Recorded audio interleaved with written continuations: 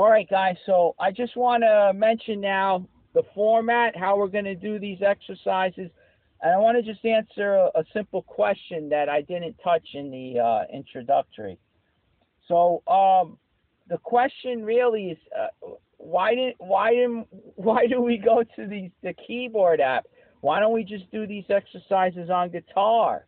And the reasoning is that you've developed your technique, your muscle memory, your fingers are way ahead of your, what you can hear inside and bring out. It's like you're playing with muscle memory now. And it leads to you noodling and not really paying attention to what you're actually doing. So what happens is inside the internalization of all the ideas you're trying to do, it stays dormant because your fingers are just so ahead. Your technique is ahead of it.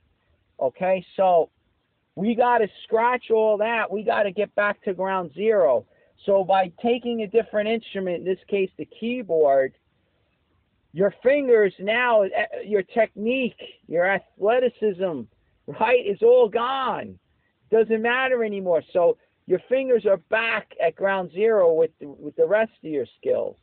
And in this case, the internalization of these Jimmy Dawkins licks have a better shot of coming out from you with your voice and singing. Your voice is now on par with your fingers, you see.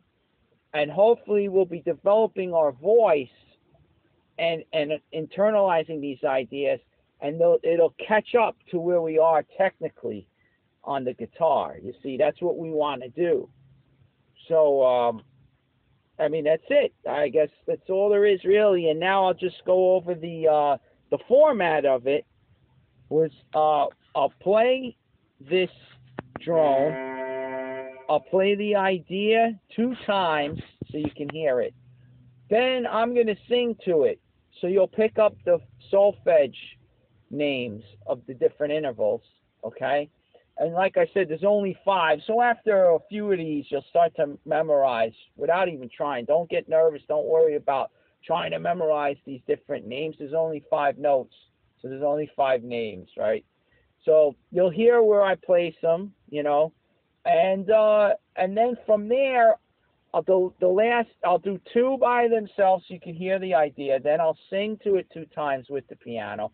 And then I'll keep that drone going and I'll sing it twice without any accompaniment. So that way it'll just be my raw voice, okay? And then I can kind of listen to hear if I'm in tune, if I grasp that sound that I just heard. Okay, this is the goal of it.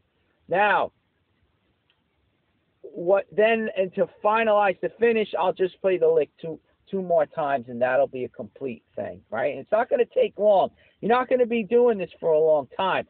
But what I suggest to you is that you definitely just download some kind of piano app and just follow what I'm doing here and just copy it, all right, the format.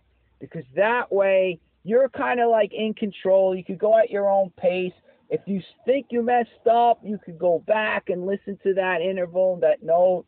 You can sing it a little better. You can notice your little trouble spots. You can do it a little extra, to brush up on it, okay? And that'll be it. I mean, you go at your own pace. And all you got to do is, take a handful of these, maybe 3 or 4. After a while, you get better at it. Maybe you do 4 or 5, 6 of them, right, a day for 10, 15 minutes. That's it. Then you go back to practicing your guitar, do whatever. So this is just a little piece of the puzzle, so to speak, okay? But you'll be surprised how powerful this is. And you'll start to notice in all other aspects of your playing. After a few months of this, you'll definitely start to notice if you do it every day, you can't you can't go Monday through Friday without doing it and then try to cram 2-3 hours on the weekend. It's not it. You got to do a little bit, 10, 15 minutes a day. If you take a nap, it's like you recharge your brain and you can do another 10 or 15 minutes. And that's an amazing thing in itself. All prodigies, they noticed the one thing that sets prodigies aside from all other musicians was that they all took naps. So amazingly, they were able to develop like let's say twice as fast, because every time they took that nap, it was like it was resetting their brain, and then they were able to go out at another session. So they were able to do 2 sessions a day. You get it? That's the key right there. So little hint, little secret, all right? Could go about it like that. It's going to be great.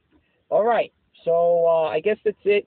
And also, here's the warm-up. You can take this warm-up, you know, I mentioned it in the beginning there in the introductory. You just do the scale itself.